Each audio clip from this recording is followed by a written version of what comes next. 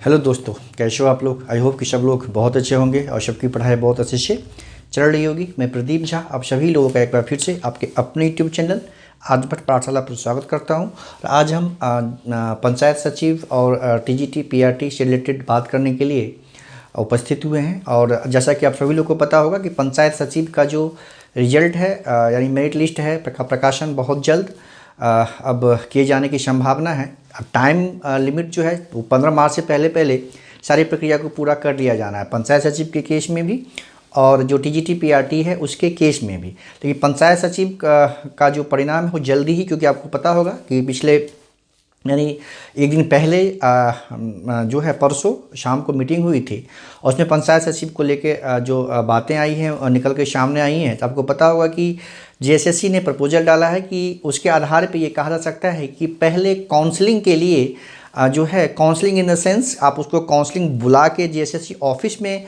किए जाने की बात नहीं है। काउंसलिंग इस आधार पे आप इसको ऐसे समझ सकते हैं कि जो डिस्ट्रिक्ट जो प्रेफरेंस है ना, मैंने बहुत पहले भी बताया था कि जब भी ऐसा कुछ होगा तो पहले डिस्ट्रिक्ट प्रेफरेंस मांगा जाएगा। ठीक है, तो डिस्ट्रिक्ट प्रेफरेंस मांगे जाने से क्या होगा, जितनी सीटें हैं जैसा कि आपको पता है कि पंचायत सचिव की टोटल जो है, पंचायत सचिव नहीं टोटल जो इंटर स्तरीय पद है वो 2808 जो है कुल पद है। टोटल 2808 पद हैं, टोटल कुल पद 2808 हैं। उसमें से जो पंचायत सचिव की पद है वो है 1539। पीएस की जो पद है पंचायत सचिव वो है 1539। ठीक है, एलडीसी जो है कलर क्लेब जो है समाहरणालय वाला, समाहरणालय जो स्तरीय पद है उसकी संख्या भी अच्छी खासी है। इसकी संख्या आई थिंक 983 है। ये 983 जो है वो समाहरणालय स्तरीय जो जैसे डीसी कार्यालय होता है उसमें जो इंटर स्तरीय जो एलडीसी हैं उसके पदों की संख्या 983 है। और आप एलडीसी कोषागार जो है, ठीक है, एलडीसी आप समझिए कोषागार जो है उसमें सीटों की संख्या कम है, क्योंकि कोषागार कार्यालय होता है उस उतने बड़े लेवल पे नहीं होती है। तो कोषागार में है 188 है, कुल पद जो है एलडीसी की 188 है। और आप जिला उपभोक्ता कार्यालय, उपभोक्ता जो कार्यालय है वहाँ पे एलडीसी जो है उपभोक्ता कार्यालय है, डिस्ट्रिक्ट उपभोक्ता बेसिकली है, उपभोक्ता ऑफ कार्यालय इसको कह सकते हैं। उसमें भी एलडीसी के पदों की संख्या जो है अधिक संख्या में नहीं है, क्योंकि ये कार्यालय उतना ज़्यादा स्टाफ की ज़रूरत होती नहीं है इसमें। तो ये सिर्फ इसमें जो है 46 हैं एलडीसी की संख्या, 46 है एलडीसी की संख्या। और एलडीसी जो है एक और है वाणिज्य कर विभाग में, है ना, वाणिज्य कर विभाग में जो है जिसको हम लोग सीटीओ कार्यालय बोलते हैं, वाणिज्य कर विभाग में एलडीसी की संख्या, इसमें भी संख्या जो है एलडीसी की कम ही है। इसमें 46 तो हो गया उपभोक्ता वाले में, इसमें एलडीसी वाणिज्य कर में 28 है एलडीसी। ठीक है, और एक जो है और है आपका आशु लिपिक का जो है आशु लिपिक ये जो है ये 24 है। तो इतने सब मिला के यही जो सारा मिला के जो है 2808 पद है कुल। ठीक है, तो अब चूंकि वैकेंसी को पता है कि आपको ये 2017 की वैकेंसी है और इसके सभी पदों पे नियुक्ति होनी है। टोटल की सुप्रीम कोर्ट के जजमेंट के बाद अब टोटल कोई भी पद इसमें खाली नहीं रखा जाएगा, सारे पदों पे नियुक्ति होनी है। तो आपको पता होगा कि बहुत सारे लोग बिहार से होंगे जिनका बिहार में इंटर स्तरीय रिजल्ट आया है। 13,000 सबमिट सीट था, तो जो बिहार के हैं उनका सिलेक्शन बिहार में हो गया होगा, तो वो अगर इसमें नहीं आएंगे। कुछ लोग ऐसे हो सकते हैं कि जेपीएससी सेलेक्ट हो गए हैं, वो भी इधर ज्वाइन नहीं करेंगे। यूपी में अगर यूपी के हैं, यूपी में उनको कोई भी नौकरी लग गई होगी तो वो लोग इसमें ज्वाइन नहीं करेंगे। तो आयोग 2 स्तरीय कार्यक्रम के अंतर्गत क्या करने जा रही है कि आपको पहले जिला का जो प्रेफरेंस लिस्ट है वो भरा दिया जाएगा सबसे। उससे क्या होगा, कितने लोग मान लीजिए जैसे टोटल जितने पद हैं तो पता चला उसमें से 2000, 2200 लोग ही इसमें प्रेफरेंस भर रहे हैं। ठीक है, जो मान लीजिए 2400 लोग अगर प्रेफरेंस भरे हैं तो बाकी जो रेस्ट इसका मेरिट लिस्ट का प्रकाशन करके, क्योंकि काउंसलिंग यानी जो जिला का जो वो प्रेफरेंस मांगा जाएगा ऑप्शन, तो अब तो ये सारी पदें अब जिला स्तरीय हो गया, स्टेट वाइज मेरिट लिस्ट बनना है। तो ये करवाने का उद्देश्य ये है कि आयोग को ये पता चल जाए कि कितने छात्र इस जो डिस्ट्रिक्ट प्रेफरेंस में पार्टिसिपेट कर रहे हैं, उसके आधार पे ये भी पता चल जाएगा इतने छात्र ज्वाइन करने वाले हैं। उसके अलावा जो रेस्ट सीटें बचेंगी उसके लिए भी जो है आपको फिर से डीवी करवाया जा सकता है, क्योंकि वैसे छात्र जो उस बार सफल नहीं हुए, थोड़े से कम मार्क्स से बाहर हो गए थे, या इसमें आप जिसमें टाइपिंग है, शॉर्ट हैंड है, उसमें वो तो क्वालिफाई हैं लेकिन कट ऑफ में थोड़ा सा कम मार्क्स है, तो हो सकता है वैसे लोगों को अवसर प्रदान किया जाए। इसमें अगर सीटें खाली रहती है तो रहेगी ही, क्योंकि वैकेंसी 17 की वैकेंसी है और अभी 2023 है, 6 साल में बहुत सारे लोग कहीं ना कहीं किसी न किसी जॉब में ज्वाइन कर लिए होंगे, तो वो सीटें खाली रहेंगी। तो इसीलिए ये जो है आपका काउंसलिंग करवाया जा रहा है, ताकि एग्जैक्टली पता चल जाए कि अभी कितने लोग, जो रिजल्ट बना था उसमें से कितने लोग अभी ज्वाइन करने के लिए के इच्छुक हैं या ज्वाइन करने के लिए मतलब उतने कैंडिडेट हैं, उपलब्ध हैं। उसके बाद जो भी इसके अलावा जो सीटें बचेंगी उसके लिए वैसे स्टूडेंट से उस कट ऑफ का से थोड़ा सा कम करके उतने जहाँ तक वो नंबर पूरा हो जाएगा उस पर फिर लिया जाएगा। और जो टाइपिंग और जो इसका शॉर्ट हैंड वाले हैं उसमें जो पोस्ट है उसमें वो क्वालिफाई होना ज़रूरी है। अगर जो लोग टाइपिंग में या शॉर्ट हैंड में क्वालिफाइंग हैं, जो एलडीसी का पद है, जो एलडीसी है या कोषागार लिपिक है, उपभोक्ता कार्यालय, ये सब में इसमें टाइपिंग है, इसमें तो शॉर्ट हैंड है, तो उसमें के लिए क्या होगा आपको कि जो लोग क्वालिफाई हैं तो थोड़ा सा कट ऑफ को, मार्क्स को कम करके जितने सीट इसमें फुलफिल हो जाएगा कट ऑफ को कम करते हुए, उतने सीट कट ऑफ को फिक्स करके कुछ लोगों को फिर से मौका मिल सकता है। और पंचायत सचिव में भी मान लीजिए अभी जो रिजल्ट तैयार हुआ है उसमें से देखा जाएगा कि 1539 में से कितने लोग ज्वाइन किए हैं। तो इसमें अगर जो सीटें खाली बचेगी तो उस कट ऑफ को थोड़ा सा कम करके उतना तक कट ऑफ कम किया जाएगा रिस्पेक्टिव कैटेगरी में या यूआर में, जितना तक जो वैकेंट सीटें हैं वो फुलफिल नहीं हो जाती। तो आप ये समझिए कि टोटल सीटें फुलफिल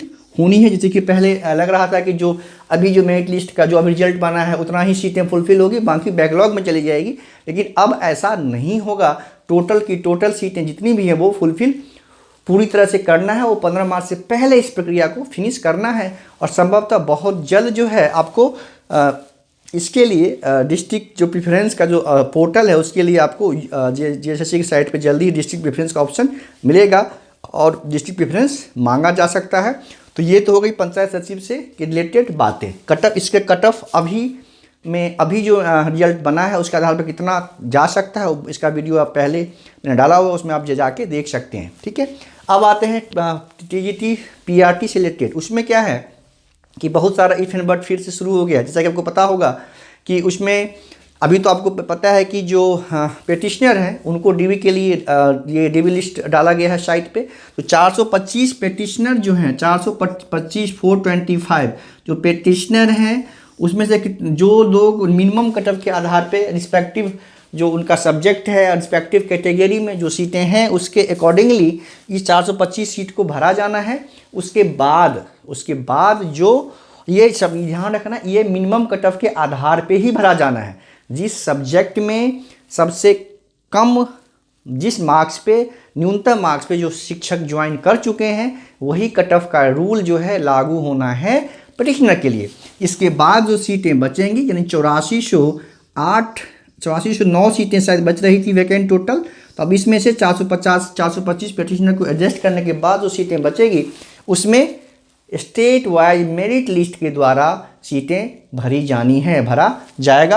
अब इसमें सुनने में ये ऐसा आ रहा है कि जैसा कि आपको पता होगा कि सुप्रीम कोर्ट का जजमेंट था, उसमें जो लास्ट में जो आया था, अभी कॉपी भी तो आ गया जजमेंट कॉपी, उसमें क्लियरली मेंशन है कि डिस्ट्रिक्ट चेंज करने का ऑप्शन, मान लीजिए कोई अगर ज्वाइन टीचर हैं अगर उनको डिस्ट्रिक्ट चेंज करना चाहते हैं, ठीक है, तो उनको प्रेफरेंस दिया जाए डिस्ट्रिक्ट चेंज करने के लिए। और उनका जो मार्क्स है, उनका जो मेरिट है, उसके अकॉर्डिंगली उनका जो पसंद का डिस्ट्रिक्ट है उनको दिया जाए उनके। लेकिन वो ऐसे नहीं, इसको पसंद को भी ध्यान में नहीं रखना है, इसमें उनके मार्क्स को भी, उनका मेरिट लिस्ट में क्या रैंक है, स्थान है, उनका कितना मार्क्स है, उसके आधार पे उनको उसके जो चॉइस डिस्ट्रिक्ट है उसमें उनको भेजे जाने का सुप्रीम कोर्ट के जजमेंट में कॉपी में है, और ये ऐसा कहा भी गया था।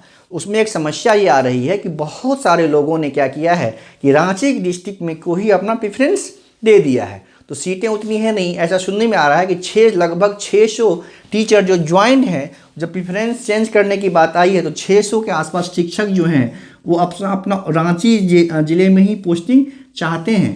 तो इसी में एक समस्या आ रही है कि इसको कैसे क्लियर किया जाए। वो भी जो भी है समस्या उतना विकराल नहीं है, तो वो शिक्षा विभाग का अलग से इस पर एक मीटिंग होनी है, उसमें संभवतः इसका जो है फाइनल डिसीजन लिया जाएगा कि अब कैसे इसके पेटिशनर के अलावा जो है अब ये इस समस्या का समाधान कैसे किया जाए। सुनने में ये भी आ रहा है कि मैं इसके बारे में श्योर नहीं हूँ, मैं इसका दावा नहीं कर रहा हूँ, न मैं इसका पुष्टि कर रहा हूँ कि इसके क्लियरिफिकेशन के लिए गवर्नमेंट फिर सुप्रीम कोर्ट शायद जा रही है। मैं इसका पुष्टि नहीं कर रहा हूँ, ऐसा सुनने में आ रहा है, लेकिन मुझे नहीं लगता है कि ये इतनी बड़ी समस्या है जिसको अब मीटिंग में नहीं सुलझाया जा सकता, क्योंकि डेफिनेटली अगर ये दिए हैं तो जितनी पोस्टें हैं, जितनी रांची डिस्ट्रिक्ट में जितना पोस्ट खाली है और मार्क्स में अकॉर्डिंगली जिनका ऊपर से मार्क्स है उसी के अकॉर्डिंगली लिए डिस्ट्रिक्ट अलॉट होना है उन लोगों को। ऐसा नहीं कि सबको जो देगा चॉइस सबको मिल जाएगा, उतनी बड़ी समस्या है नहीं कि इसके लिए फिर से सुप्रीम कोर्ट में क्लियरिफिकेशन के लिए जाना चाहिए गवर्नमेंट को। अब क्या होता है बहुत जल्द क्लियर हो जाएगा, तो इसका यही मामला थोड़ा सा फंस रहा है, लेकिन परेशान होने की ज़रूरत नहीं है।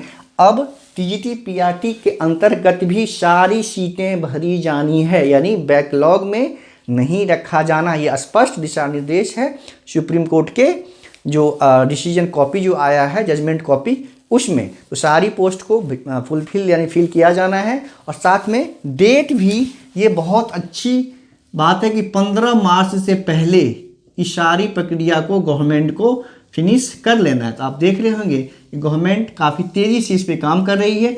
ये जब मामला क्लियर हो जाएगा, ये शिक्षा विभाग के थ्रू होगा। शिक्षा विभाग के जो भी पदाधिकारी हैं या जेएसएससी जो इसको कैसे इसको कंपनसेट करते हैं, कैसे इसको मैनेज करते हैं, इसके लिए एक मीटिंग होनी है, उसमें ये डिसीजन हो जाएगा। और फिर जल्दी ही जो 425 पेटिशनर के बाद जो बचेंगे, जो सीटें वैकेंट सीटें बचेगी, उसको क्या होगा डीवी लिस्ट फिर से डीवी करवाया जाएगा, और बाकी उसके आधार पे फिर मेरिट लिस्ट का प्रकाशन कर सबको ज्वाइन करवा लिया जाएगा। बहुत सारे लोगों का डीवी अभी किया जा चुका है, उसके बाद एक सीटें बचेगी उसके, क्योंकि पीआरटी की सीटें के लिए भी डीवी नहीं हुआ है, पीआरटी की सीटें ऐड होनी है। और कुछ सीटें इसमें जो डायरेक्ट रिक्रूटमेंट है 75% के अंतर्गत, इस डीबी के बावजूद भी सभी सब्जेक्ट में लगभग कुछ ना कुछ सीटें तो जरूर वैकेंट रहने वाली हैं इस डीबी के बाद भी। तो इसीलिए इसमें जो रेस्ट सीटें बचेगी उसके साथ पीआरटी की जो सीटें हैं उसको ऐड करके फिर से डीबी करवाया जाएगा, और बहुत जल्द करवाया जाएगा। जो ही ये 6 जो डिस्ट्रिक्ट प्रेफरेंस चेंज का जो मामला था इसका समाधान करने के पश्चात आप लोग निराश मत हों। और साथ में जो लोग जेएसएससी सीजीएल की तैयारी में लगे हुए हैं वो लोग शिद्दत से तैयारी शुरू कर दें, क्योंकि जो ही नियोजन नीति फाइनल हो जाएगा उसके पश्चात जल्दी ही फिर से वैकेंसी मतलब नोटिफिकेशन आएगा। कुछ लोगों को फॉर्म फिलअप करने का अवसर प्रदान किया जाएगा, जैसा कि आपको पता है कि उसमें हिंदी इंग्लिश रीजनल लैंग्वेज की लिस्ट में ऐड होना है। और संभवतः नहीं, वो जो एक और था कि 10th 12th वाला मामला, वो भी जो रूल है उसको भी हटा दिया जाएगा। उसके बाद गवर्नमेंट अब जिस तरह पे ये दोनों रूल तो मतलब आना ही आना है कि हिंदी इंग्लिश ऐड होना है, और जो 10th और 12th का जो रिस्ट्रिक्शन था उसको हटा लिया जाएगा। तो इस दोनों को सम्मिलित करते हुए एक नई नियोजन नीति गवर्नमेंट जितना जल्दी बना लेगी। सुनने में आ रहा है कि गवर्नमेंट इस पर काफ़ी सीरियस है, और संभवतः जनवरी में, एक आध महीने में जनवरी में हो सकता है कि नई नियोजन नीति आप लोग के समक्ष बनकर आ जाए। यूँ ही नियोजन नीति एक बार फाइनल हो जाएगा, उसके बाद जो है फिर से जेएसएससी का साइट ओपन कर, और फिर जो है उसका बाकी जो लोग फॉर्म फिलअप नहीं कर पा रहे थे उस कंडीशन के कारण, उनको फॉर्म फिलअप करवाया जाएगा, और बहुत जल्द जो है परीक्षा का आयोजन करवा लिया जाएगा। क्योंकि संभवतः समझिए कि मई जून तक परीक्षा होने की संभावना है जेएसएससी की, तो टाइम है नहीं।